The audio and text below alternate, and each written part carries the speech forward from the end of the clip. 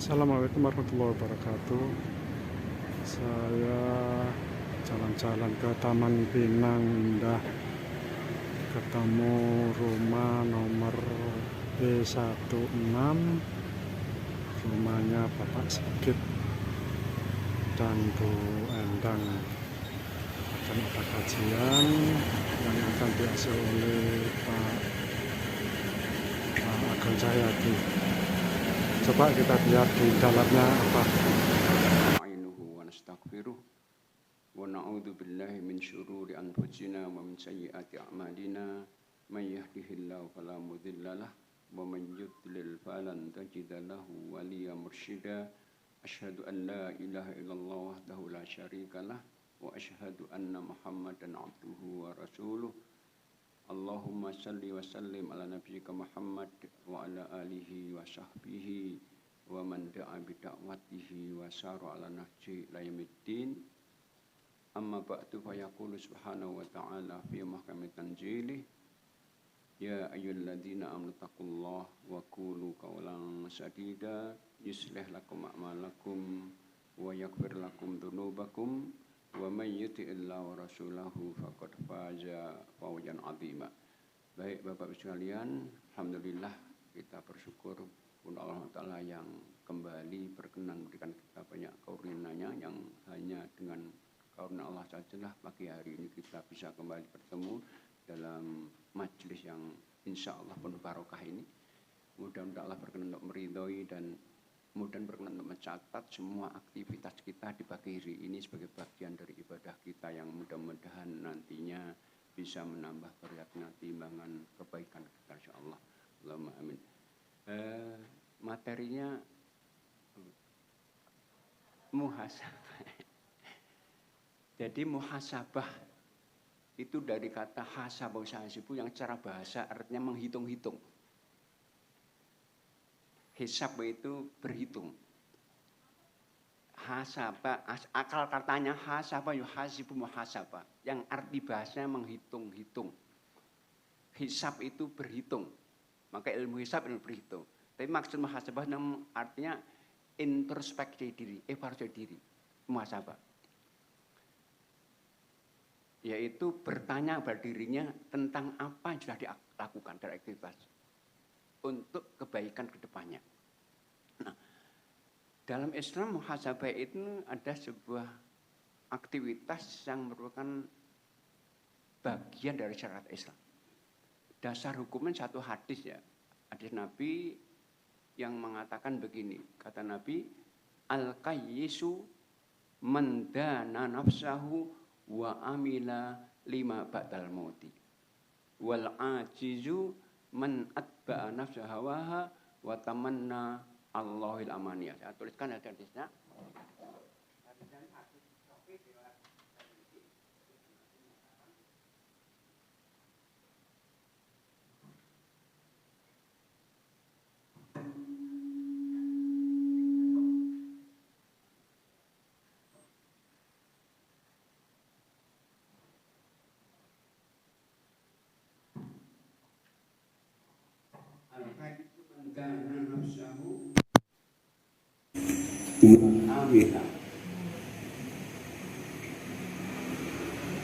Lima ba'dal mauti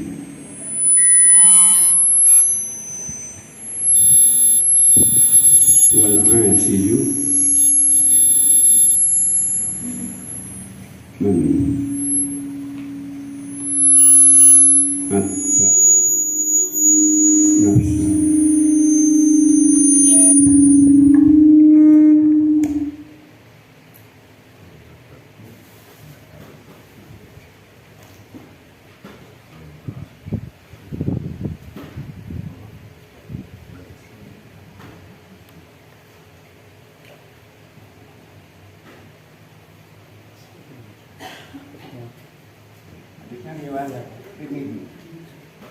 Itu al-ajiz, al-qayyis artinya orang cerdas. Itu adalah orang yang mengevaluasi dirinya dan berbuat untuk kehidupan setelah mati. Wal ajiz, orang yang lemah, ada orang yang mengikuti nafsunya, hanya mengikuti nafsunya dan hanya berangan-angan kepada Allah saja, berkhayal saja. Jadi dari hadis ini kita bisa simpulkan Nabi itu membagi orang Muslim menjadi dua bagian, dua kelompok, dua klasifikasi. Pertama yaitu orang yang cerdas, orang yang beruntung, orang yang sukses. Yang kedua orang yang lemah, orang yang gagal. Masing-masing ini ada dua sifat, dua karakter. Orang cerdas itu satu sifatnya suka evaluasi diri,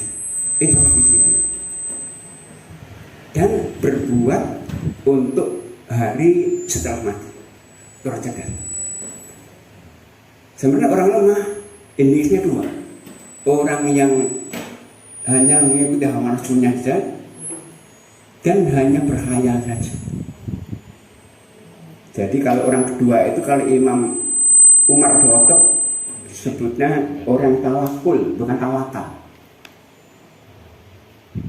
Orang tawakal itu orang berusaha dan berharap pada Allah. Kalau tawakul hanya menghadap pada Allah dan tidak berbuat. Maka Umar bin pernah di masjid khutbah Jumat, keluar, masih ada pemuda berzikir, berdoa di masjid. Dia tanya, siapa kalian? Maka dia, ya Khalifah, kami orang bertawakal. Kata Umar, layak udanna ahadukum fi darbihi wa yaqul Allahumma rzuqna. Janganlah seorang yang lain itu mengharapkan rezeki seperti duduk saja yang berdoa, ya Allah berikan rezeki. Kalian tahu langit tidak menurunkan hujan emas atau perak. Berbuat baru. Itu namanya tawakul, bukan tawakal ya. Karena hanya berkhayal kepada Allah, mendoa tapi nggak melakukan apa-apa. Nah, yang pertama, jadi tadi orang cerdas itu kata Nabi ini ukurannya dua, yang sengaja mengintrospeksi diri tentang apa yang telah dilakukan itu apa aja. Nah ini manfaatnya apa? Untuk melihat di mana salahnya, di mana kekurangannya, di mana suksesnya. Tapi nggak cukup. Orang yang evaluasi aja nggak ada gunanya, kecuali ada follow up-nya untuk dijadikan bahan berbuat lebih baik. Maka aminah, dia ada visinya, dia ada rencana ke depannya. Visioner orang cerdas itu. Bahkan visinya itu harusnya menembus dimensi kehidupan dunia. Artinya orang cerdas itu orang yang memanfaatkan dunianya untuk benar akhiratnya. Kita tahu semuanya bahwa Allah punya ketentuan yang tidak bisa kita pilih. Namanya qadha mubrah, yaitu hidup dan mati. Itu ketentuan Allah yang sifat mubrah, nggak opsional. Kita nggak bisa milih, kita nggak mau hidup tak mau nggak ada. Namun cara bagaimana kita hidup, cara bagaimana mati itu namanya qadha Allah, sifatnya mu'allaq, tergantung kita, opsional sifatnya. Jadi kita itu tidak pernah Allah paksakan untuk milih cara hidup tertentu, dibebaskan. Cuman Allah memilihkan untuk kita dua cara hidup. Memilihkan ini yang menyelamatkan, ini yang menyelamatkan, dua saja cara itu. Yang menyelamatkan tidak. Allah sarankan untuk ikut yang menyelamatkan, tapi Allah nggak maksa. Tawaran Allah akan dua cara hidup itu Allah sampaikan dalam Al-Quran surat yang ke-5 ayat 153. Al-An'am ya, Al-An'am ayat ke-6. 153 coba. Al-An'am ayatnya 153. Kita Allah katakan wa anna, benar Pak? Banyak Banyuti dibaca coba. Dan sungguh inilah jalanku yang lurus. Iya. Maka ikutilah. Jangan kamu ikuti jalan-jalan yang lain yang akan menceritakan kamu dari jalannya. Jadi Allah mengatakan inilah jalanku yang lurus, Siratal Mustaqim namanya. Ikuti, dan kalian jangan ikuti semua jalan hidup selain itu. Di jalan itu banyak, dua saja yang jalan Allah, yang jalan Allah. Namanya apa saja? Nah kalian kata Allah ikuti jalanku ini, dan ikuti semua jalan selain jalanku, karena akan terberai.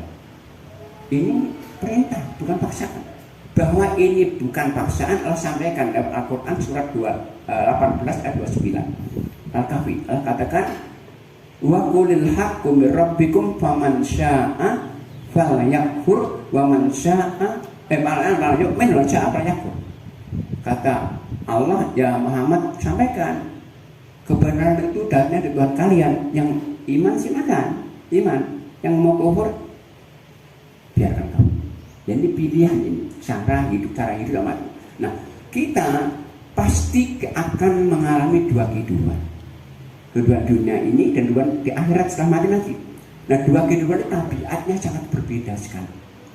Bedanya apa? Dari banyak aspek. Dari aspek waktunya kita tahu ini sementara, yang kita masih nggak tahu kapan akan mati, kita akan habis waktu kita hidup. Di akhirat waktunya nggak ada batas akhir abadi. Dari aspek hubungan dengan Allah juga beda. Untuk hidup dunia ini kita sekarang barat, hubungan kita dengan apa? Hubungan kerja, hubungan amal, hubungan aktivitas. Maka dunia ini kata darul amal, waktu untuk bekerja.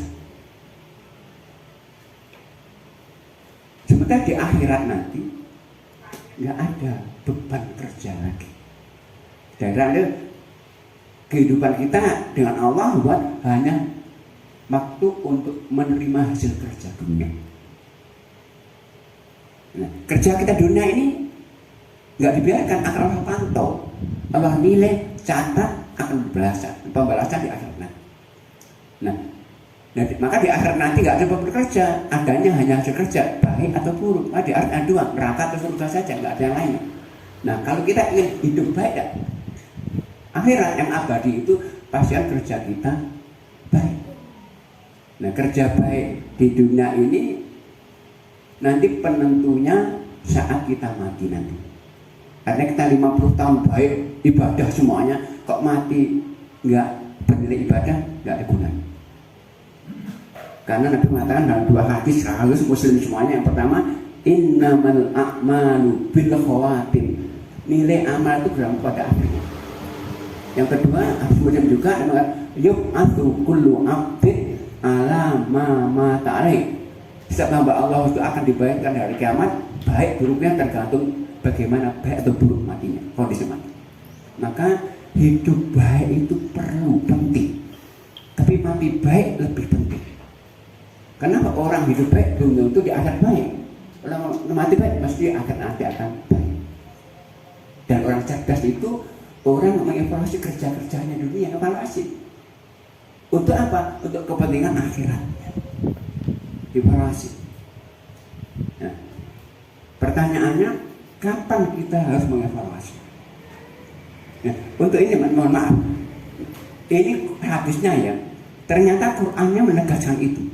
Bahwa evaluasi itu dalam dua hal penting. Allah katakan untuk evaluasi ini Qur'annya surat yang ke-59. Al-Hasyr namanya, ayat 18 dan 19 ditegaskan oleh Allah. Yang dipanggil kita orang beriman. Coba baca ayat ini. Ya ayyuhalladzina amanu, wahai orang-orang yang beriman bertakwalah kepada Allah, dan hendaklah setiap orang memperhatikan apa yang telah diperbuatnya untuk esok. ya, terus Bertakwalah kepada Allah, sungguh Allah Maha Teliti terhadap ayat 19-nya. dan janganlah kamu seperti orang-orang yang lupa kepada Allah, Ini. sehingga Allah menjadikan mereka lupa akan diri sendiri. Mereka itu adalah orang fasik. Jadi persis. Pertama, hendaknya orang itu melihat apa yang sudah dikerjakan. Evaluasi lihat. Hendak untuk hari esok, hari ke depan. Jadi evaluasi beramal untuk hari depannya. Ayatnya sama. Jangan orang lupa diri. Karena diri akan Allah lupakan lagi. Ini. Maka itu dan kait ini Imam Tirmidzi yang menawar hadis ini melanjutkan. Karena ini ada lanjutan, menyampaikan hadisnya Umar. Kata Umar dalam riwayat Tirmidzi lanjutan hadis, hasibu anfusakum qabla an tuhasab. Hisablah diri kalian sebelum kalian akan dihisab oleh Allah. Jadi akhir kita Allah hisab. Wazinuha qabla, dan hitung pertimbangan sebelum kalian akan ditimbang amal kalian. Kata Umar, fa inna ahwana alaikumul hisab lisa yaumil awatan antuha sama maksudnya. Semuanya orang akan dimudahkan hisab dari kalau dia menghisab dirinya di dunia. Jadi Umar mengatakan, hisablah dari kalian sebelum kalian dihisab. Hitung amalkan sebelum kalian dihitung. Orang yang mudah hisabnya, akhir kalau menghisab persiapan kamu untuk menghadapi hari semua akan dipertamatkan teman. Nah, Ibnu Qayyim mengatakan mengevaluasi itu di dua waktu. Kapan? Pagi dan petang. Persis orang berdagang hisab pagi dan petang. Paginya yaitu sebelum beramal, petangnya setelah beramal. Apa yang hisab? Kata beliau 3. Bapak yang mengatakan dalam buku Jadul Ma'adnya. Pertama, benarkah Anda akan bisa melaksanakan amal itu? Sebelum kita beramal, ukur diri kita, bisakah kita melakukan itu? Nah, untuk mengukur bisa tidaknya, maka sebelum beramal itu harus berilmu. Maka amal itu sampai ilmu. Dalam Islam nggak ada istilah kita learning by doing, nggak ada. Kalau kita mau sholat, kok belajarnya sambil sholat, nggak akan benar sholat. Mau haji nanti manasnya sambil haji, nggak akan benar. Maka Umar itu di Madinah, kan di Madinah itu ada pasar ya. Pasar yang besar sekali yang bikin Nabi ini berdampingan persis dengan pasar Bani Qainuqa. Sampai di dekat masjid ada pasar. Ada masjid Bani Qainuqa besar sekali, Nabi bikin pasar. Nah, kata Umar mengatakan haram bagi seorang pun untuk berdagang di pasar kami sampai dia paham ilmu dagang. Kata Umar begitu. Karena ini nggak ada kan Bani duitnya nggak ada, ajaran sama terbaiknya. Nah, maka ukur kalau mau evaluasi, ukur kira-kira amal ini sekira tahu nggak syaratnya apa, rukunnya apa, kerja apa saja, dagang apa saja, ibadah apa saja, semua ilmu dulu, berilmu dulu. Itu evaluasi pertama. Yang kedua yaitu benarkah amal ini suatu tuntunan? Benar amal ini suatu tuntunan Quran? Tuntunan Quran, sesuai tuntunan. Dasarnya ada enggak? Jangan keyakinan baiknya itu ukuran ketika selesai aturan. Karena Nabi mengatakan apa? Siapa yang beramal menurut ukurannya baik tetapi nggak sesuai aturan, dia akan ditolak. Pastikan. Yang ketiga, pernahkah saya makan ini memang karena Allah ikhlas? 3 itu yang ketiga.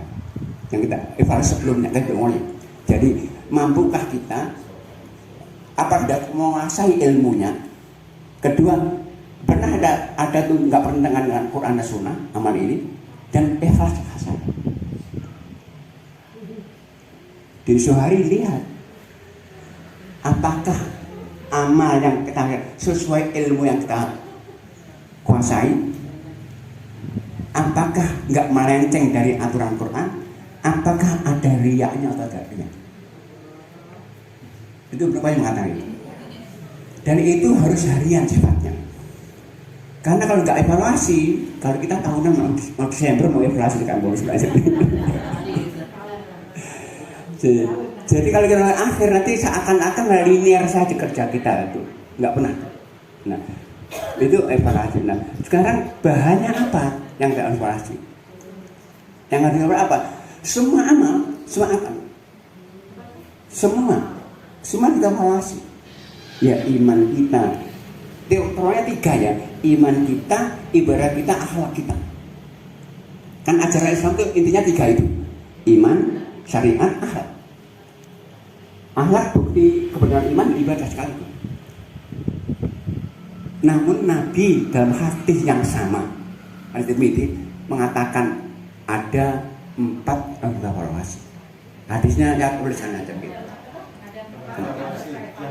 Hadis Nabi tentang evaluasi itu 4. Hadisnya sama ya. Terusana Imam Tirmidzi. Hadis Tirmidzi.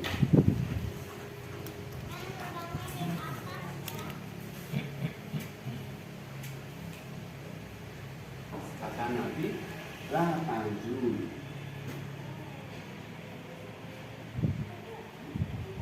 La tajul.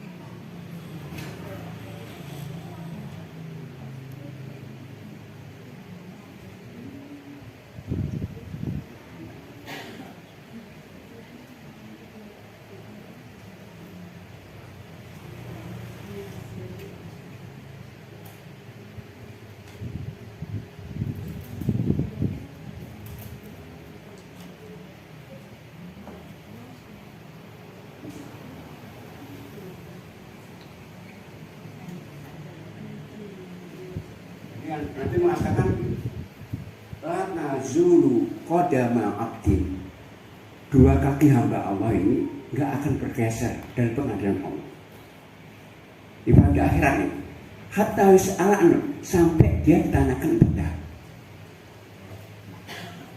para saat di akhir nih. Pertama an umri, tentang umurnya, bima afna, untuk apa digunakan. An umri. Yang kedua, anjasid, tentang anggota badannya, untuk apa dia gunakan. Ketiga, an ilmi, tentang ilmunya, untuk apa digunakan. Yang keempat, an mali, tentang hartanya, dari mana dan untuk apa. Jadi umur untuk apa, anggota badan untuk apa. Ini nikmat langsung dari Allah ini. Ilmu untuk apa, tapi harta dari mana dan untuk apa. Kita coba evaluasi pertama tentang umur sesuai yang dicanangkan oleh Ibnu Qayyim tadi. Umur kita itu semua akan ditanya detik-detiknya untuk apa digunakan. Kita diciptakan Allah untuk apa? Untuk ibadah. Sekarang kita evaluasi di malam hari sebelum tidur. Kira-kira 24 jam yang kita lalui hari ini, kira-kira yang untuk ibadah banyak mana kira-kira? 24 jam nih. Kita hari ini ya sholat, baca Quran, bantu orang, cari rezeki, bantu anak, bantu suami, bantu istri. Kira-kira kalau hitung, kira-kira mungkin 18 jam kita pakai untuk ibadah hari ini. Dari 24 jam ya, 24 jam 18 lebih. Kalau nanti akan ditimbang, nah, kan ada hisab, ada mizan. Jadi kiamat nanti prosesnya begini. Kiamat itu kiamat dulu, hancurnya dunia ini kiamat namanya. Sebelum al-ba'at itu sudah dibangkitkan di tubuh kita, kemudian al-hasyar kita dihimpun di pada masyar, baru dihisab. Dan hisab apa? ditimbang. Baru nanti masuk sirat, baru masuk surga neraka. Jadi proses kiamat dulu, baru bangkit dari kubur, kemudian dihimpun pada masyar, kemudian dihisab. Gimana? Ya, nanti tadi dan ditimbang, dibagikan.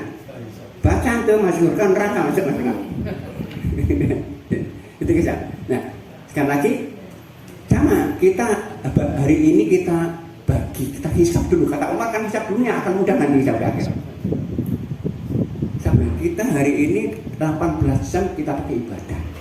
Berarti kalau kita timbang lebih kuat ya, lebih kuat. Pertanyaan berikutnya, dari 18 jam hari kita pakai untuk ibadah itu kira-kira ibadah yang sesuai dengan sunnah berapa? Nah, yang kedua. Dan ketiga, mungkin kurang ya, 18 mungkin jadi 15 jam mungkin. Karena kadang-kadang kita ibadah kita hanya sesuai katanya bapak saya saja kadang-kadang. Katanya ibu saya lagi kita nggak pernah tanya apakah ada Quran Sunnah. Berarti turun 16 jam, 24 jam masih lebih kuat loh ya. Pertanyaan ketiga, dari 16 jam dari ibadah kita yang sesuai aturan itu kira-kira yang ikhlas berapa kira-kira? Itu kalau itu 1 hari, kalau 1 bulan kira-kira yang ikhlas berapa kira-kira? Itu pertanyaan pertama umur ini.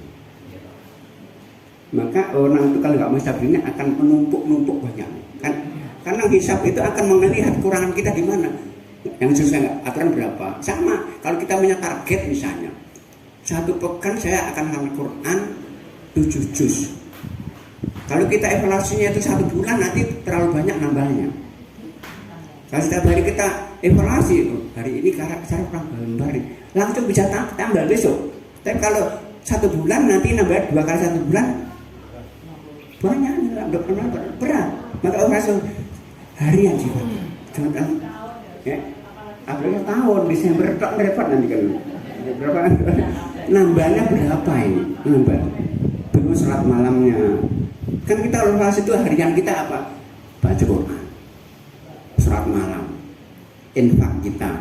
Kita evaluasi terus ini. Karena ini semua berpengaruh ini. Sholat jamaah kita. Nah, itu nanti di evaluasi terus ini. Kalau kita ngitung hisabnya bulanan, repot nanti. Tahunan apalagi. Itu pertama. Yang kedua, umur kita, waktu kita cuma akan diindak Allah.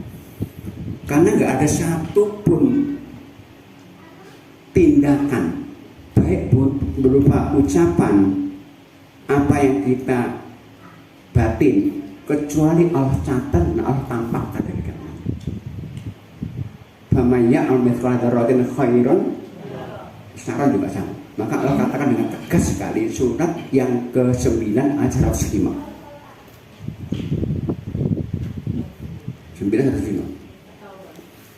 9 atau Pak ayatnya 105. Kiri bawah. Katakan Muhammad, dan katakanlah bekerjakan dan semuanya. Maka Allah akan melihat pekerjaanmu. Begitu juga Rasulnya dan Baik. orang-orang mukmin. Setelah bekerja, terus selanjutnya Dan kamu akan dikembalikan nanti dari kamu. Kita kerja mati, kita kembalikan. Kemudian setelah itu terakhir apa? Bagian Nabi hukum. lalu diberitakannya kepada kamu apa yang telah kamu kerjakan. Semua. Jadi akhir nanti ada kilas balik, ada tayangan. Detik ini Bu Evi berkata begini. Detik ini tangan kita melakukan ini. Cuma gitu. Nggak ada yang terlepas sama sekali. Karena pengawasan Allah itu nggak ada jedanya. La ta'udhu sinatun wala no, ngantuk pun nggak pernah. Itu evaluasi rawat. Waktu-waktu kita. Yang kedua yang akan dewasa ilmu kita. Jadi orang itu kalau nggak tahu, itu termaafkan kesalahannya. Tapi orang nggak boleh nggak tahu terus, harus mencari tahu. Sama. Jangan, karena orang semakin banyak belajar semakin kelihatan bodohnya. Oh iya, Imam Syafi'i begitu. Kullama jadi ilman jadi setiap aku bertambah ilmu tambah banyak bodohku ternyata kalian bodohku. Nah kita sekali lagi orang nggak tahu itu termaafkan kesalahan. Bahkan dosa sebesar apapun lo nggak tahu termaafkan. Kalau contohkan dosa termasuk dosa besar itu dosa riba. Besar sekali itu. Nabi sejarahkan dengan syirik, dengan orang makan hartanya yatim itu. Tapi ketika nggak tahu termaafkan. Lalu sampaikan Al-Quran surat Al-Baqarah 275. Itu doa riba besar sekali.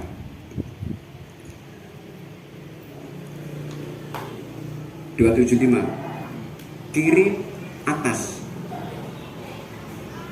Innal ladina qadiba. Orang-orang yang memakan riba tidak dapat mendirikan melainkan orang-orang yang memakan riba tidak dapat berdiri melainkan seperti berdirinya orang-orang yang Gila. setan karena gila. Kenapa? Yang demikian itu karena mereka berkata bahwa jual beli sama dengan riba. Padahal Allah telah menghalalkan jual beli dan mengharamkan riba. Barang siapa mendapat peringatan dari Tuhannya lalu dia berhenti, maka apa yang telah diperolehnya dahulu menjadi miliknya. Cukup. Berarti datang ilmu kepadanya berhenti yang lalu udah hal semuanya. Rentenir, banker yang masih sistem riba itu yang didapat, yang mungkin dibeli kan villa, rumah, hal semuanya masalah. Tapi yang sisanya ya udah. Nah itu jadi yang nggak tahu halal boleh nggak termakan, tapi orang nggak boleh nggak tahu terus, harus mencari tahu. Iya, karena ayat pertama turun apa? Ikra. Nah, maka evaluasi yang kedua apa? Ilmu kita. Untuk apa kita gunakan? Benar kita harus amalkan. Jangan ilmu hanya kita nikmati saja. Dia harus kita tanyakan, sudah kita amalkan. Saya tahu kok dusta itu bohong, dosa itu adalah dosa. Apakah saya nggak berdusta? Saya tahu kok bahwa ini ada kelakuan. Jadi ilmu itu untuk diamalkan, bukan untuk dinikmati saja. Dan itu harus juga disampaikan. Karena orang menutup ilmu itu dosanya besar sekali. Menutup ilmu dosanya besar. Coba bisa dilihat surat Al-Baqarah ayat 159.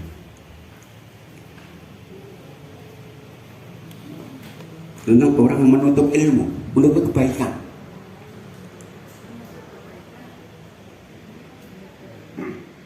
Menutup, nggak menyampaikan ilmu. Sungguh orang-orang yang menyembunyikan apa yang telah kami Yang menyembunyikan apa yang kamu telah berikan ya, menyembunyikan berarti. berupa keterangan-keterangan dan petunjuk telah kami jelaskan kepada manusia dalam Alkitab, karena mereka itulah yang dilaknat Allah dan dilaknat pula oleh mereka yang melaknat. Nah, yang laknat dengan Allah, semua makhluk melaknat. Dan untuk menyampaikan ilmu nggak boleh menunggu pintar. Kata Nabi, balighani walau satu kebaikan disampaikan. Dan kebaikan itu bukan hanya ilmu agama saja. Kebaikan cuma kebaikan. Termasuk cara masak ibu. Mainkan kebaikan itu. Tanya bumbunya apa pokoknya, oh rahasia perusahaan, nggak boleh. Nggak perusahaan boleh. Cuma pedagang, nak belinya barang kok murah di mana kok rahasia perusahaan, nggak boleh.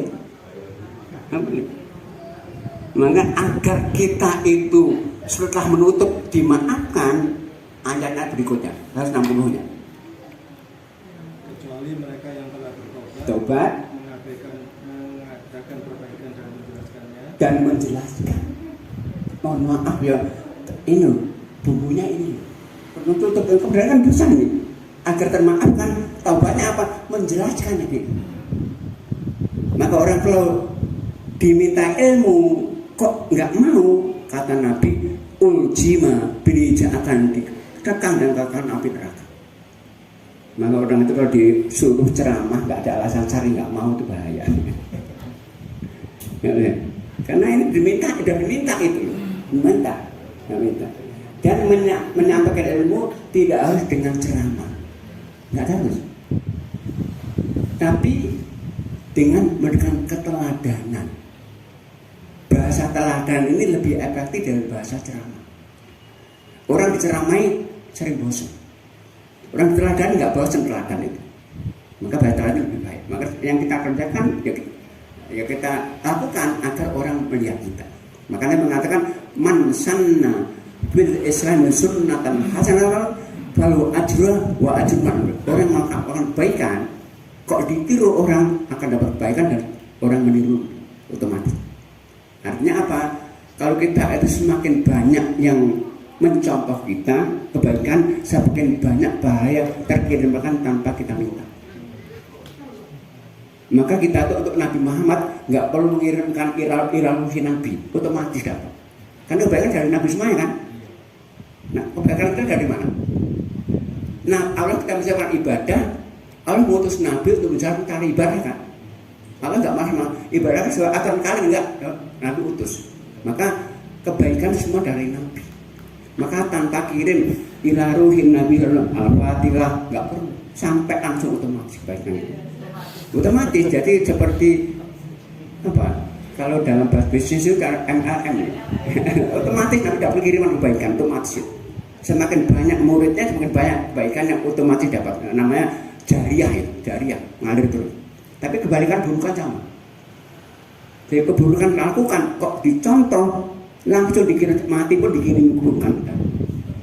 Jadi orang itu mati Muslim ya masih potensi dapat kebaikan, potensi dapat keburukan juga. Ada syafa'at jariyah, ada dosa jariyah akan datang di kuburan kita. Tapi itu yang Muslim aja, orang kafir nggak bisa dari baik. Tapi orang Muslim bisa habis kebaikannya dan bisa bertambah. Karena Nabi mengatakan begini, ada orang Muslim yang bangkrut, yaitu yang saat wafat membawa pahala sholat bagus, pahala puasa bagus, zakat bagus, tapi di dunia menyakiti fulan, mendolimi fulan, habis semuanya nanti. Itu saat di kuburan, tapi udah kiamat sudah putus, nggak lagi. Maka kalau ke orang tua kita mumpung belum hari kiamat, pastikan kita melakukan kebaikan untuk mereka. Kita doakan, beramal ibadah mereka, karena akan bisa bertambah. Kita mohon ampun atas mereka, atas dosanya. Gitu. Nah itu ilmu. Yang ketiga yang akan ditanya nanti adalah anggota badan.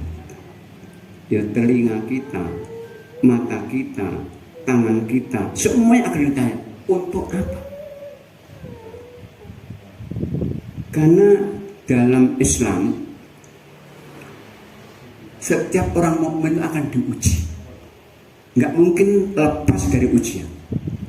Dan ujian akan menyertai orang Muslim itu bentuknya bisa keburukan, bisa kebaikan. Allah katakan itu Al-Quran surat 21:35 di bab kiri paling bawah, kullu nafsin dha'iqatul maut. Al-Anbiya ayat 35 paling bawah kiri. Setiap yang bernyawa akan merasakan mati. Ya. Kami akan menguji kamu dengan keburukan dan kebaikan sebagaimana. Syukur akan kami uji dengan keburukan sekaligus. Nah, kesalahan kita merespon ujian akan dianggap kita gagal. Kalau kita sukses merespon ujian, kita akan sukses. Dan Nabi memberikan tuntunan hadis Muslim. Untuk terus keburukan itu kata Nabi, ajaban li amril mu'min. Sungguh menakjubkan semua urusan mukmin, semua baik baginya. Kenapa? Ida asobatus sarro sakar. Orang kalau diuji dengan kebaikan, syukur, itu kebaikan. Tapi kalau dengan keburukan apa? Sabar, itu adalah kebaikan. Jadi qadha Allah itu bentuknya bisa kebaikan, keburukan, dan semua itu untuk kebaikan kita. Jadi bagi Allah bisa menentukan ujian itu keburukan, tapi bagi kita kebaikan semuanya. Selama kita benar meresponnya. Kebaikan dengan mensyukuri, keburukan dengan bersabar. Maka sakit itu jangan dianggap musibah. Itu sebagai tanda cinta Allah kepada kita. Kalau musibah kita akan mengeluh nanti. Musibah. Tapi kalau itu tanda cinta Allah, kita akan bersabar. Maka Nabi mengatakan di Muslim, Innallahu idza ahabban ibtala. Allah itu mencintai akan diuji dengan musibah. Jadi musibah itu bagian tanda cinta Allah. Maka Nabi mengatakan hadisnya, ada orang diuji Allah, dirinya, keluarganya, hartanya sampai mati dia. Diuji nggak pernah berhenti. Kenapa Allah menghendaki dia hidup dan mati dalam keadaan nggak punya dosa? Maka Nabi itu kalau mengunjungi saudara sakit apa doanya? Tahurun, cuman kalau orang ketika merespon itu dengan sabar dengan tidak mengeluh. Kenapa? Qadha Allah itu kan berarti kan maunya Allah ya. Jangan tanya, dulu pernah mau Allah dan mau kita lebih baik mana? Ya, tanya aja. Tanya dulu. Kita minta Allah sehat, mau kita. Tapi Allah maunya sakit, lebih baik mana? Nah, kok mengeluh kita? Nanti kan itu kan iman itu. Maka Nabi mengatakan kalau seorang Muslim berdoa dengan doa baik mesti diberikan 3, 1 dan 3. Pertama, Allah akan berikan maunya, kabulkan. Tapi Allah mau atau itu pertama, mungkin Allah dikabulkan segera maunya. Tapi Allah kadang-kadang enggak, disimpannya kebenaran akhir dan mau Allah disimpan, enggak dikabulkan. Baik mana? Makanya ini baik mana ini? Kadang-kadang kita evaluasi iman kita juga sudah, karena iman itu kata Allah apa? Enggak boleh ada keraguan sedikit. Karena katakan orang beriman benar itu kan surat yang keempat benar 15. Jadi iman yang benar itu Allah mengatakan surat 49 ayat 15. Itu iman yang benar. 49 Al-Hujurat ayat 15.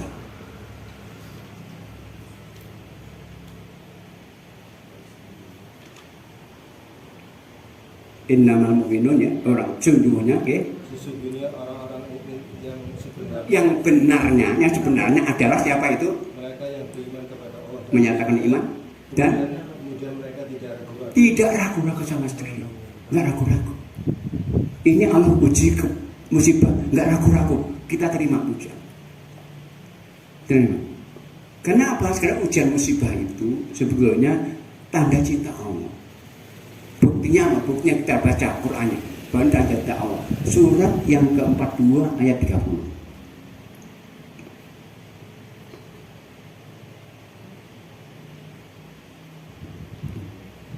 musibah apapun yang menimpa kamu adalah karena perbuatan kamu. Musibah apapun itu karena apa?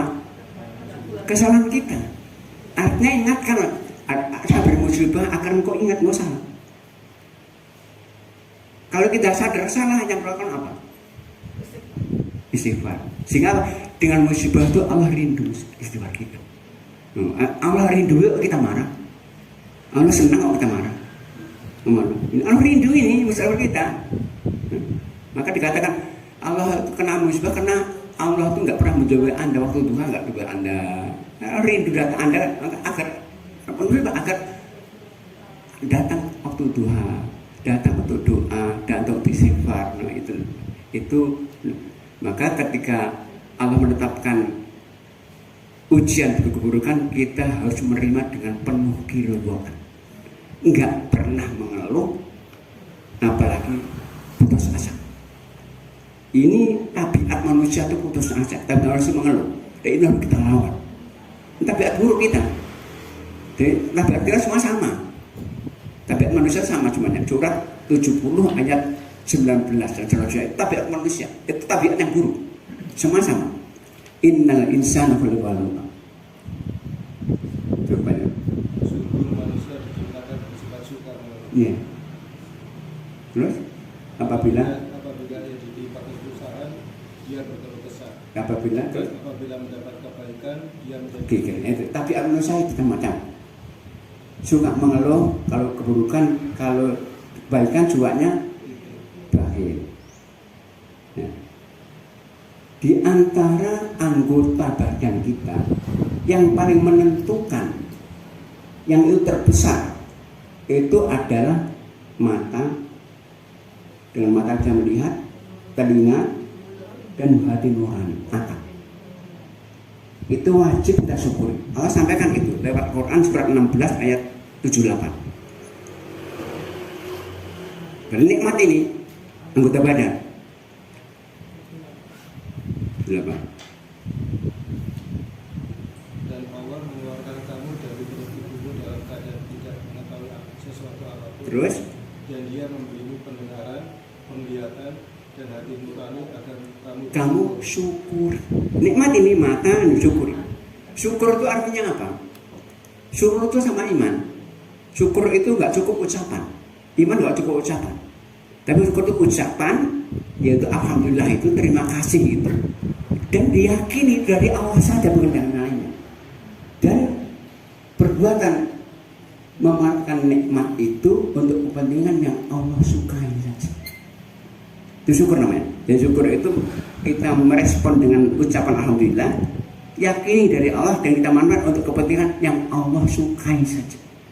Sama kalau bapak ibu memberikan uang saku anak ibu, maunya kan anak terima kasih. Anak yakin juga dari ibu, karena dari bapak saya. Tapi kita kan wujudkan dimanfaatkan untuk apa ini? Ibu kasih uang saku 5.000, terima kasih 10 kali, terima kasih bunda, terima bapak. Tapi kemudian anak kita untuk beli rokok, kira-kira kita senang nggak itu? Berarti syukur nggak itu? Sama. Mata kita kira-kira sudah kita syukuri dalam bentuk nyata. Hanya kita pakai untuk melihat yang Allah sukai saja.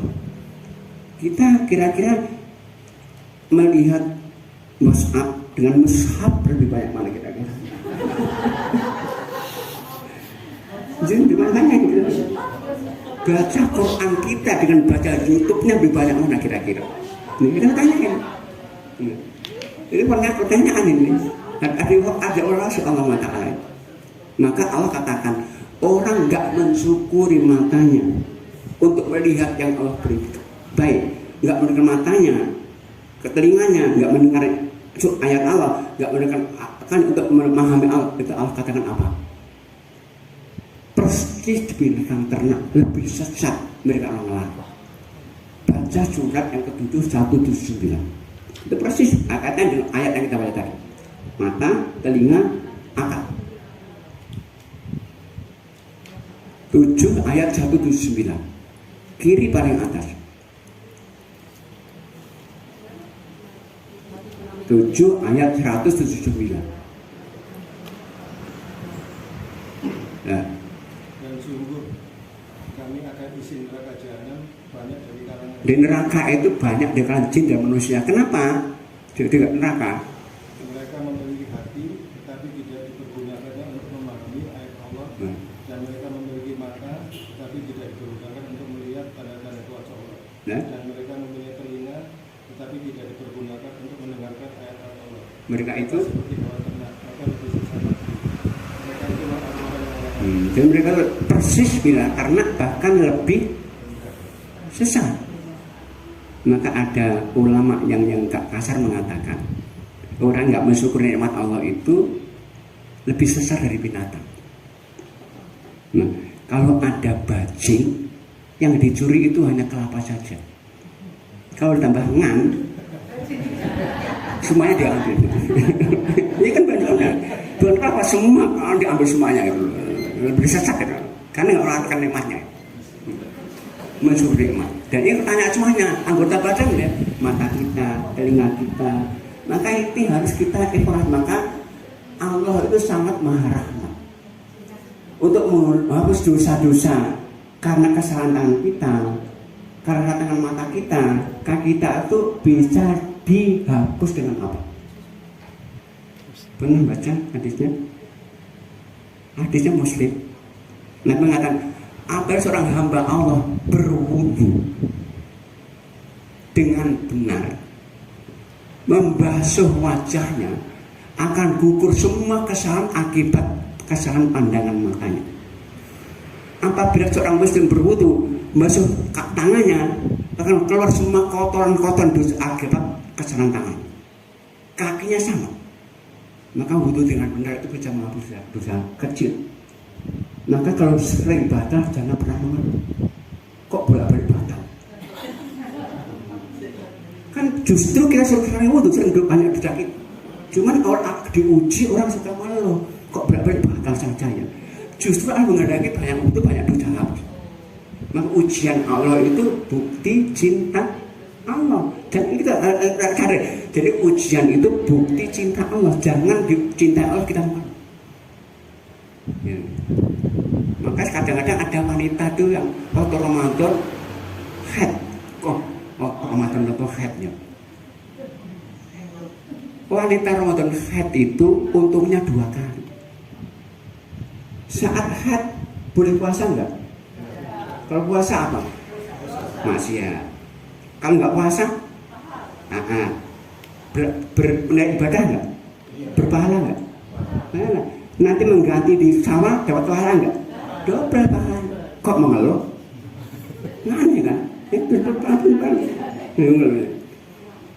jangan si puasa puasa makan minum obat aja udah. Ini ujian Allah akan beri 2 pahala dengan itu saja. Itu kan. Ini jasad. Yang keempat yang ditanya nanti harta kita. Harta. Kalau umur hanya tanyaannya untuk apa? Ilmu untuk apa? Untuk harta 2. Dari mana dan untuk apa? Maka pastikan sumber di mana kita mengisi dana itu sumber yang halal. Setelah kita impun, pastikan posnya juga pos yang halal. Itu pastikan. Karena sedikit makan haram akan berpengaruh pada ibadah kita. Doa kita nggak akan terima sama sekali kalau kita mengikuti. Maka Nabi dalam hadis Muslim pernah sampaikan, Muslim hadisnya panjang, Nabi menceritakan laki-laki dalam kondisi mesti terkabul. Kenapa? Dia safar jauh. Orang safar itu terkabul doanya, sama orang puasa. Dan saat safar jauh itu dia banyak debu, lusuh, itu terkabul. Kemudian ketiga apa? Mengangkat tangannya ke langit, terkabul. 3. Keempat apa? Pakai tawasul dengan nama Tuhan, ya Rob, ya Rob. Jadi 4 ini. Safar, kondisinya lusuh, berdebu, mengangkat tangannya dan mengambil nama Allah. Tapi Nabi katakan, walakin tapi kayaknya makanannya haram, minumnya haram, panggil haram. Dari mana Allah akan kabulkan? Jadi pastikan sumber dana kita itu, maka pastikan kita memberikan anak kita dari sumber halal saja. Anak itu investasi kita yang kita harapkan akan mati anak kita. Gara-gara kita berikan haram nanti gak terlalu berdoa. Tidak, pastikan ini. Jadi jangan makan makanan haram, minuman haram, pakaian haram itu mutlak wajib. Kita lakukan sebelum kita pakai, sebelum kita makan, sebelum kita bukan setelahnya baru dievaluasi. Harus learningnya harus nggak dengan by doing. Nah itu kurang lebih ya bahan evaluasi kita yang merupakan kewajiban kita agar dimudahkan nanti. Karena evaluasi itu manfaatnya apa? Kita bisa melihat kesalahan kita di mana, kurang kita di mana, kesuksesan di mana, kita tutup kurangnya, kita perbaiki kesalahan. Maka evaluasi itu nggak ada gunanya kalau nggak ada follow up-nya, ada aksi istilahnya. Evaluasi saja untuk apa? Kalau nggak ada aksi nggak ada gunanya. Ada aksi, follow up itu dengan menutup kekurangan, berbagi kesalahan, meningkatkan evaluasi. Nah itu kurang lebih. Monggo kalau ada yang menambahkan silakan. Panjang.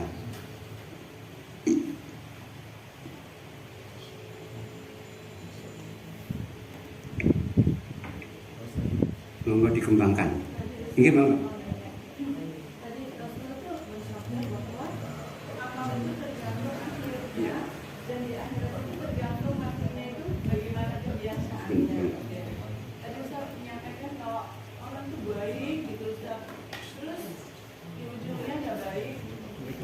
Bisa neraka. Maka Nabi pun diingatkan oleh Allah. Nabi ingat dan surat Nabi surat 3965 itu berikan Allah kepada para nabi. Surat 39 ayat 65. 39 ayat 65 itu peringatan pada seluruh nabi agar mengawal ibadahnya, agar mengawal imannya, agar mengawal akhlaknya. Coba dibaca itu surat 39 ayat 65. Walaqad uhiya ilaika wa ilal min qablik lain asraqtan ya betul. 65 39 Az-Zumar 65. Walaqad uhiya ilaika. Sungguh dan sungguh telah diwahyukan kepadamu dan kepada nabi-nabi sebelummu, sungguh jika engkau menyebutkan Allah, niscaya akan terhapuslah namamu dan engkau akan rugi. Mau mati itu kok kemudian merusak imannya, terhapus semua. Terhapus. Syirik itu menghapus semua amal. Itu syirik kan? Maka saya katakan dari kunci, dari kata kunci untuk kita bisa mati baik itu adalah istiqomah. Kata kuncinya itu. Karena kalau orang nggak istiqomah, bisa diajar tiba jangan nggak istiqomah, kan sulit. Kalau istiqomah, kapan mati maka akan diberikan. Maka kawal iman kita, kawal ibadah dan kawal akhlak kita. 3. Iman, syariat, dan akhlak. Itu kawal.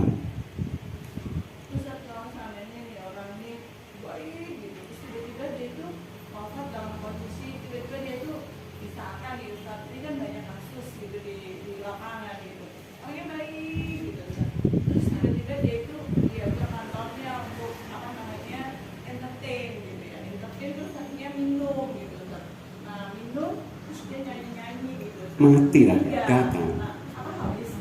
Tidak, jadi begitu. Jadi kalau dosanya bukan dosa syirik, dosa kufur, dosa bid'ah, dosa munafik, itu masih berpotensi untuk diampuni. Karena satu dosa yang tidak diampuni itu dosa syirik saja. 2 kali Allah sebutkan itu, surat 4 ayat 48 dan 116. Nah, jadi surat 48, surat 4 ayat 48 dan surat sama ayat 116 sama. Jadi selain dosa syirik itu potensi diampuni, potensi bukan potensi kalau orang menghendaki, bukan jaminan. Kalau dikatakan dengan baca salah satu baca sama itu redaksinya sama. Maka jadi sesungguhnya Allah tidak akan mengampuni dosa karena menyentuhkannya syirik, dan Dia mengampuni apa dosa yang selain syirik itu bagi siapa yang Dia kehendaki. Apabila menghendaki. Kalau syirik nggak mungkin, Allah nggak berkehendak, orang syirik nggak berkehendak. Tapi yang zina, minum khamr, merampok, bunuh diri, potensinya ada, tapi Allah kehendaki. Maka Nabi suatu saat begini, ada peperangan, ada seorang sahabat luar biasa, bapak musuh korban. Sahabat mengatakan semua mereka ini surga, ini. Nabi dengar neraka dia. Dan sahabat cuma memuji. Ini Nabi hebat nih, membunuh. Kata Nabi, neraka dia. Sahabat bingung. Diikuti.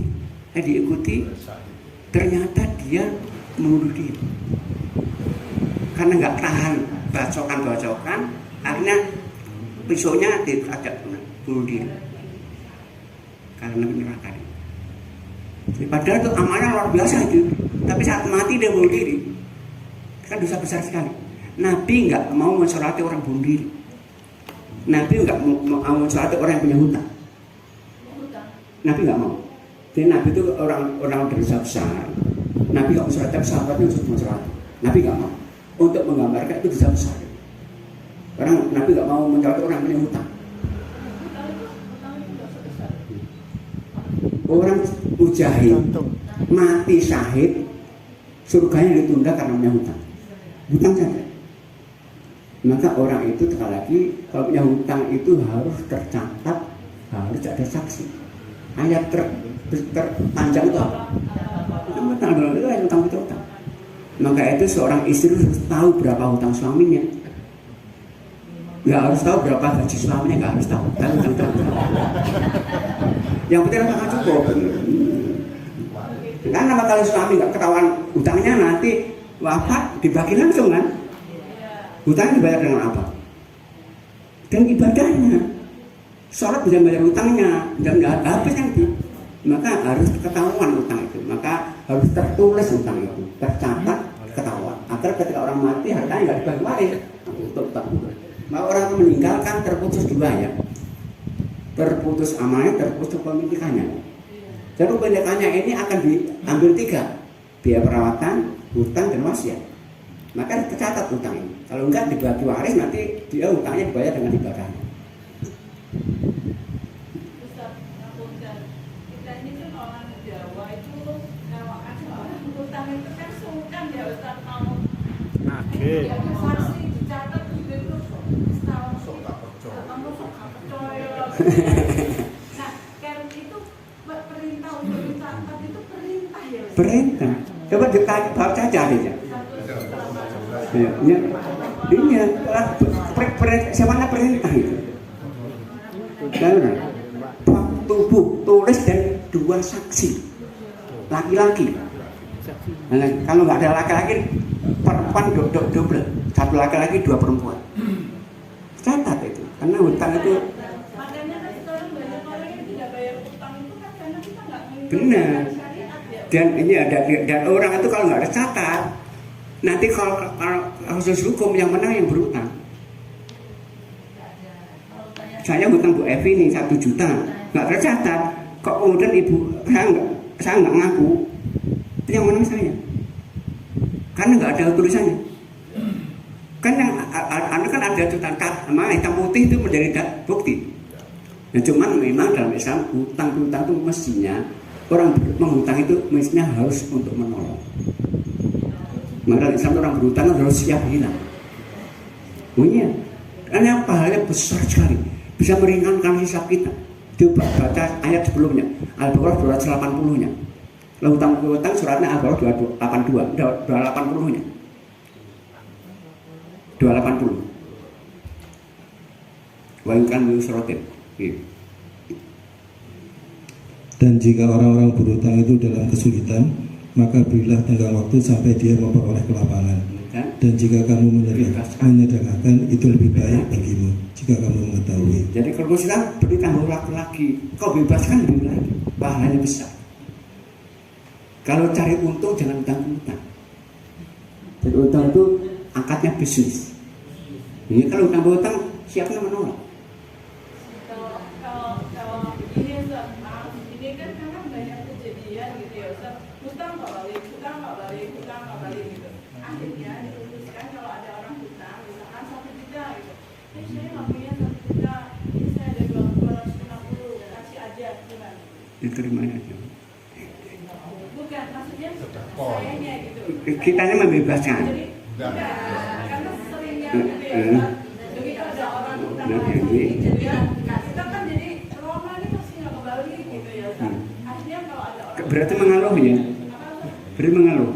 bukan, iya, karena memang Enggak begini kan, kok boleh utang nggak kembali kan? iya Ustaz dulu. Bukan bilang orang lain, Ustaz. Jadi Maksudnya kalau orang ada orang lain, lain. jadi misalkan saya fulan A, B, C, D, Hutang. nggak balik, hutang ke saya nggak balik, gitu. Terus akhirnya diputuskan karena kalau ada orang hutang nggak bisa balikin, gitu ya Ustaz. Akhirnya kalau ada orang hutang lagi, saya bilang, ya wes, saya nggak punya 1 juta, adanya 250, wes ini aja buat sampean Pak. Ya lebih bagus. Oh, lebih bagus. Ya lebih bagus. Nggak hutangin, tapi Nggak, kalau ya. gimana? Dia kan memberi. Enggak, maksudnya gini, Kan artinya kan memberi. kalau ada orang berhutang, misalnya, wah saya ini Hutang 1 juta. anak sakit harus keluar 1 juta. Udah, Kalau nggak menghutangi itu hukumnya apa? nggak mengutangi ya nggak masalah. Nggak harus mengutang itu nggak harus. Oh, nggak harus ya. Justru nanti kalau mengutangi nama ngeluh lebih baik nggak mengutangi. Maunya bagaimana? Kan dosa nanti orang. Stop. Tapi kalau memberi bantu nggak masalah 250. Jadi begini, Nabi kan, jadi Nabi kalau aku diajak saudaraku untuk bepergian menutup kebutuhannya, pokoknya itu lebih baik daripada itikaf di masjid itu 1 bulan. Jadi orang butuh makan, kita beri beras 6 kilo, kita nggak punya beras kita carikan, itu kata Nabi lebih baik daripada itikaf 1 bulan di masjid. Berarti menutup kebutuhan orang lain, menutup pokok. Maka kalau kagak siap mengutangi daripada mengeluh nanti, kasih saja semampunya kita. Nggak apa-apa, itu baik. Nggak apa. Bukan tadi kan karena orang yang memberi hutang itu pahalanya kan besar. Iya. Nah ini juga berarti besar. Lebih baik dari itikaf 1 bulan di masjid Nabi. Itu nggak, karena kebutuhan pokok. Dari kebutuhan pokok itu orang kafir pun kita wajib menutupnya itu pokok. Yang semampu kita tentunya nggak harus banyak-banyak, semampu kita. Nggak Allah nggak membebani di luar batas kemampuan orang. Iya, Pak. Jadi kalau tidak mau membantu orang, kita tuh bodoh. Nah, Maksudnya gini, Ustaz, ada orang nih mau beli rumah gitu ya, utang gitu, Ustaz. Nggak bisa sih, aku tuh mau sama tau utang. Itu ada perasaan gitu, Ustaz. Jadi kalau nggak mau membantu jangan gondok. Saya nggak mau membantu gondok lagi. Jadi repotnya kita itu memang ya jiwa kita itu belum bersih benar. Benar. Padahal syarat masuk surga itu harus hati bersih. Kan syarat surga itu, syarat utama itu. Karena apa? Kita manusia itu makhluk sosial. Ukuran terendah kita itu dalam Islam nggak boleh punya penyakit hati. Ukuran terendahnya itu. Allah katakan bersih hati itu saya syarat surga. Surat yang ke-26 ayat 87, 88, 89. Asy-Syu'ara. Surat 26 Asy-Syu'ara ayat 87, 88. Itu syarat kita diterima Allah surga.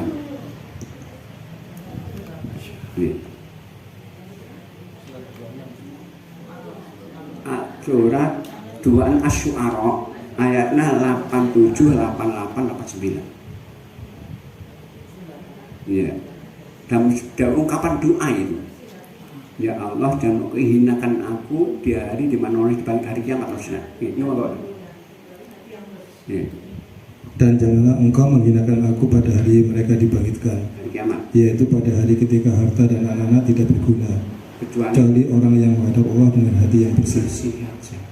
Maka orang muslim itu harus menjadi orang pemaaf dan lapang dada.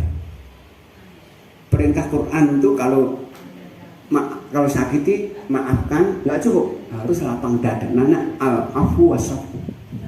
Maka maaf itu nggak boleh ada embelnya tapi.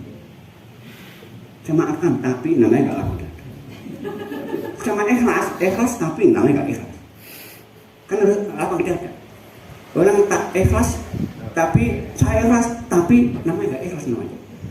Ya ibu didenda ini oleh polisi $5.000. Ikhlas bu ya, ikhlas tapi karena nggak ikhlas.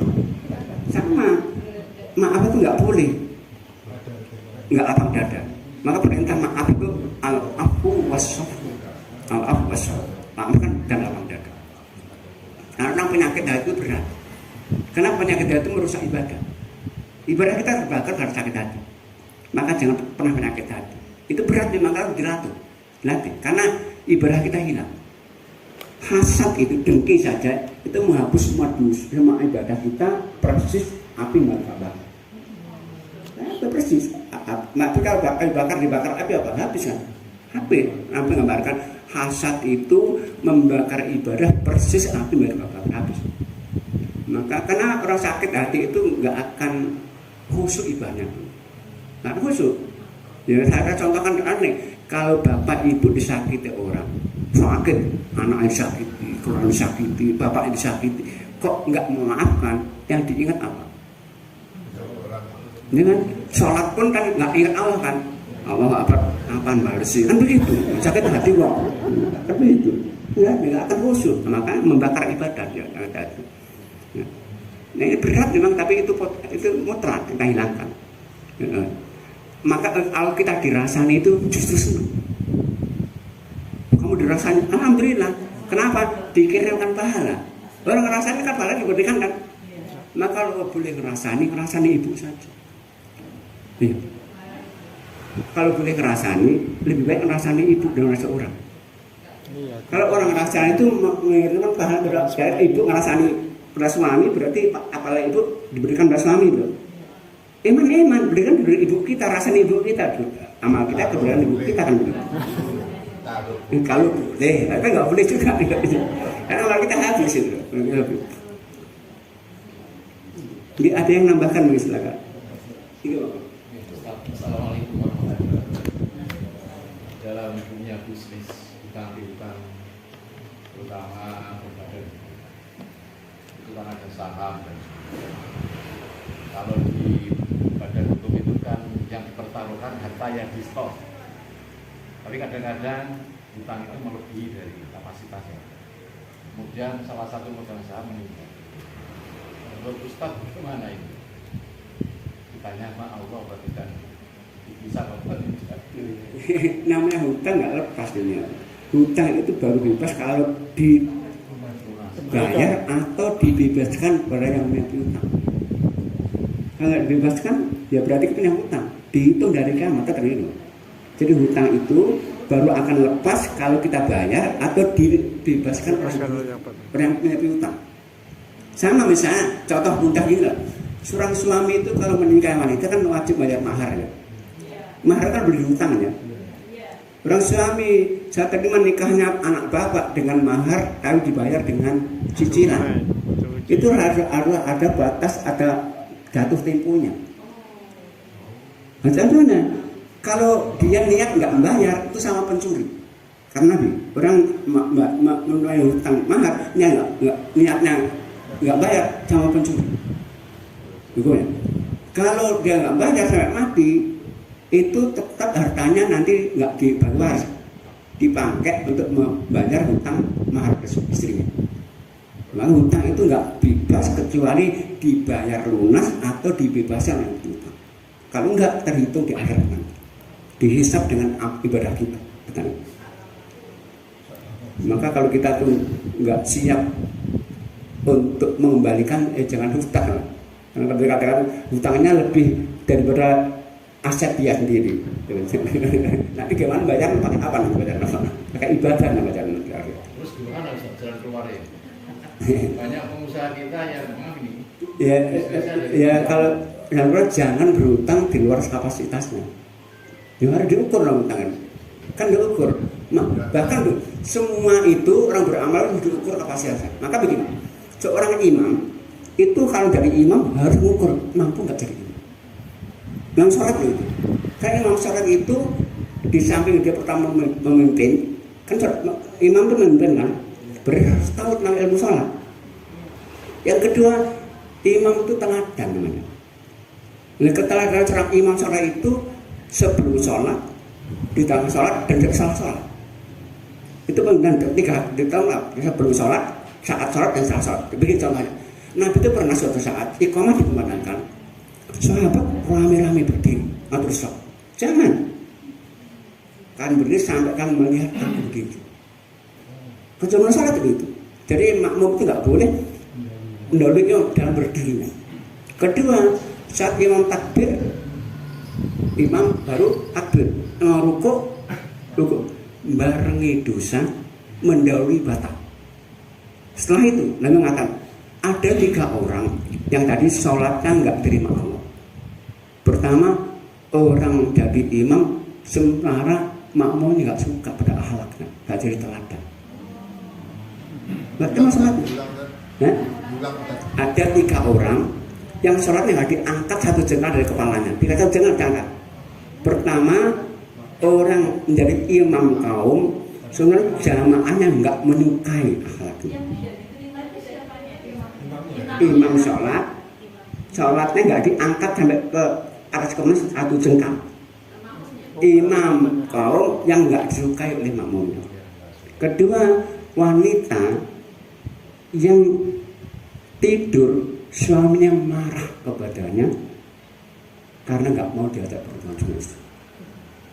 Ketiga, hamba saya yang lari dari tuannya sampai dia kembali. Ketika itu enggak, sholatnya enggak sampai jengkal. Maka imam itu harus mengukur. Nah, sama kita tuh kalau mau amal diukur punya kapasitas nggak kita. Imam jangan. Jadi imam itu nggak sembarangan. Imam ada kualifikasi imam, baik bacaannya, anak imam itu pemimpin dan teladan sekali. Ini ada yang menambahkan mungkin. Gimana?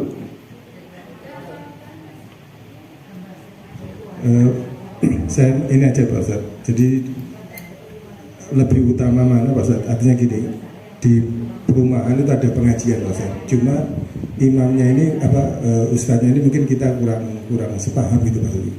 itu mengutamakan datang ukuahnya atau memang ya kita karena apa Pak Ustaz, mungkin apa yang disampaikan tidak ada. Jadi dan memang kita itu rata-rata memang banyak lah imam-imam masjid kita belum memenuhi kualifikasi, terutama imam-imam di kampung-kampung. Kenapa? Ya dulu kan senioritas dulu. Padahal Nabi kan enggak kan, Qurannya dulu, sunnahnya, masuk Islamnya baru senior. Terakhir senior kita sering balik gitu. Nah, cuman untuk menggantikan imam itu enggak gampang, karena sudah merasa dia paling berat. Gimana caranya? Caranya begini. Jadi kita yang ingin merubah itu hendaknya ada orang tertentu kita berikan misi untuk masuk ke pengurusan masjid. Nanti suatu saat ada usulan kita mengadakan kajian di masjid kita ya. Di antara kajian itu kajian fikih yang ketentuannya semua takmir wajib ikut kajian. Kalau belajar fikih nanti akan pada masa kajian namanya tentang sholat jamaah.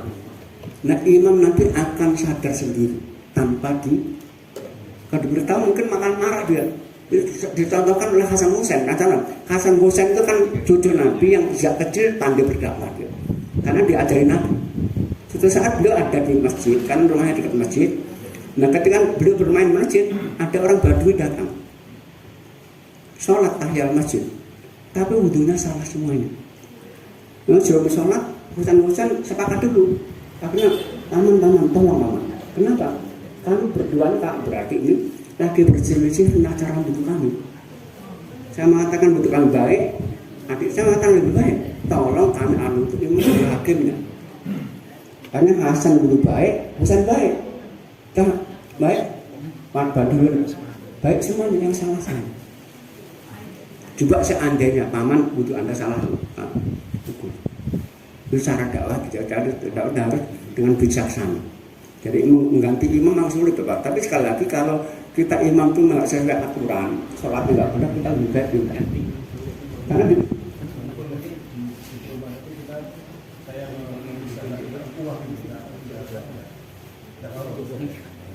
jadi rusak persaudaraan. Iya, artinya kan nggak hadir di sholat jamaah itu. Kan ada ukhuwah yang kita misalnya tidak ngaji, sholat itu tidak apa-apa. Artinya kita menghindari imam atau mungkin ustadz yang kita nggak sepaham, itu kita cari tempat lain yang menurut kita lebih baik, itu boleh nggak Ustaz? Kira-kira jadi fitnah nggak kalau kita pindah masalah? Ya itu Pak Ustadz yang susahnya. Masalah juga, artinya jadi fitnah itu harus jadi pembicaraan. Ini orang dekat masjid, orang jauh kan bisa fitnah, lebih besar itu, fitnah lebih besar itu. Imam nggak mau. Padahal sudah diatur. Tapi imam tidak berani, jadi akhirnya misalnya Pak Yudi jadi imam misalnya, ada dapat sertifikat. Baik, ada yang lain menambahkan? Cukup mungkin?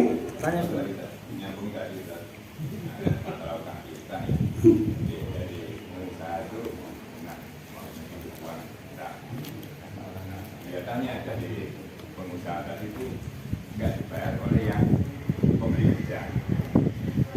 Terus dia janji mau memberikan sampai belakangan tidak bisa memberikan. Apakah sikap kita itu kita ikhlaskan? Apakah kita akan mengharapkan dari yang pinjam uang kita? Itu pilihan, tapi pilihan terbaiknya mengikhlaskan.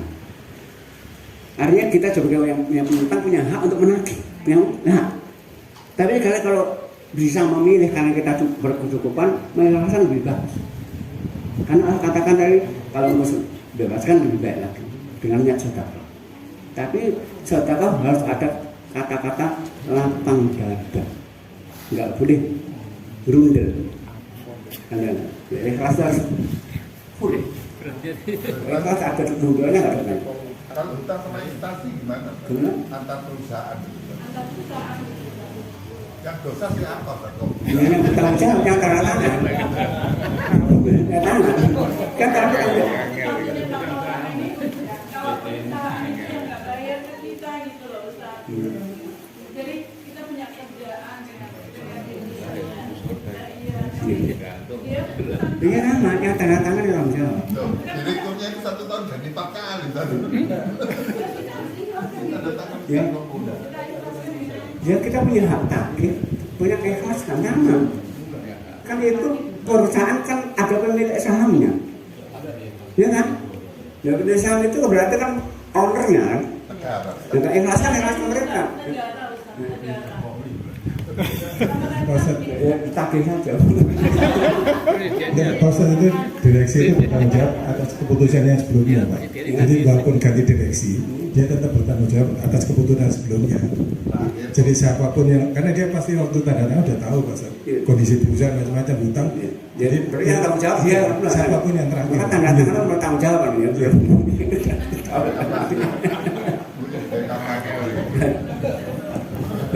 Iya, Pak.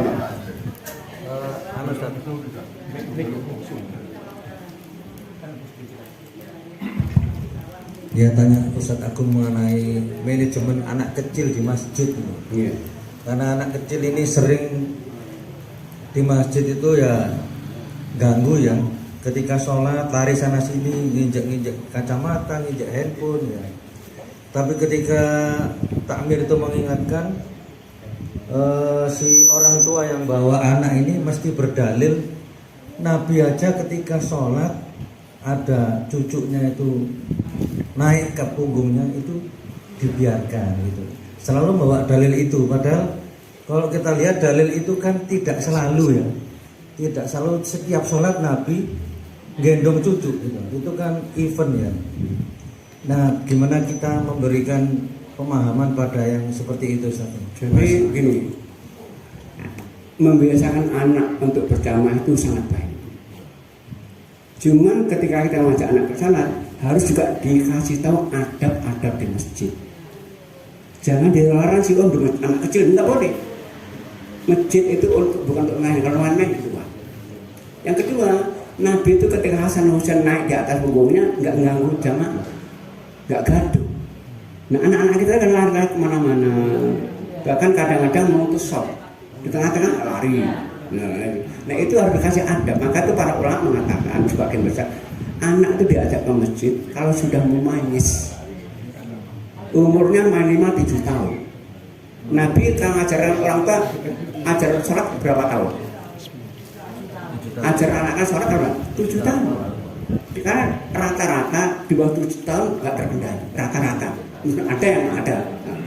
Kalau zaman Nabi itu rata-rata, ini ada Nabi ya, anak itu ada belum balik udah memayis. Memayis itu orang yang sudah membedakan yang baik dan haram.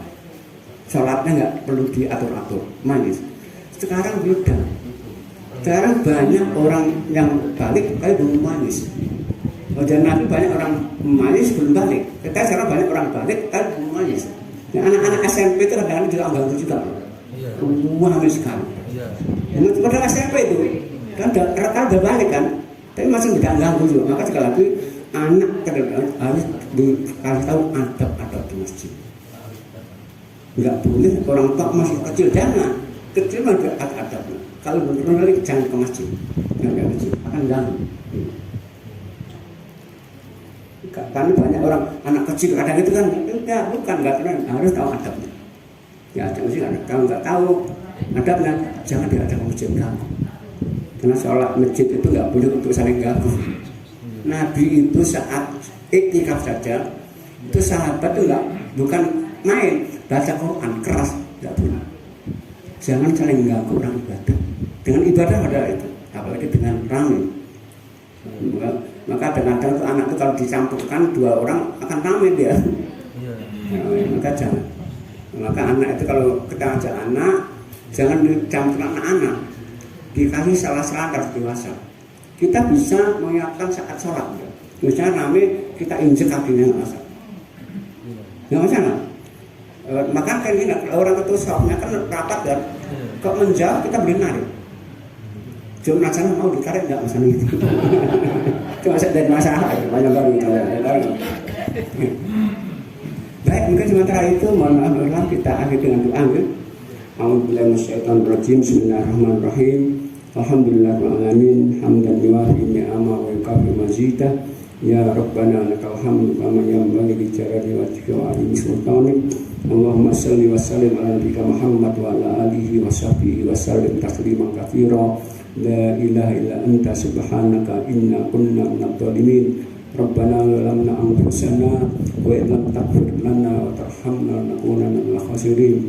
Rabbana ighfir lana wa li ikhwanina alladziina sabaquna bil iman wa la taj'al fi qulubina ghillan lil ladzina amanu rabbana innaka ra'ufur rahim. Allahumma a'inna ala dzikrika wa syukrika wa husni ibadatik. Allahumma ya muqallibal qulub tsabbit qulubana ala dinik wa ya musarrifal qulub sarrif qulubana ala ta'atik. Allahumma qina bihalalika an haramik wa aghnina bi fadlika amman siwa. Rabbana hab lana min azwajina wa dhurriyyatina qurrata a'yun waj'alna lil muttaqina imama. Rabbana atina fid dunya hasanah wa fil akhirati hasanah wa qina adzabannar.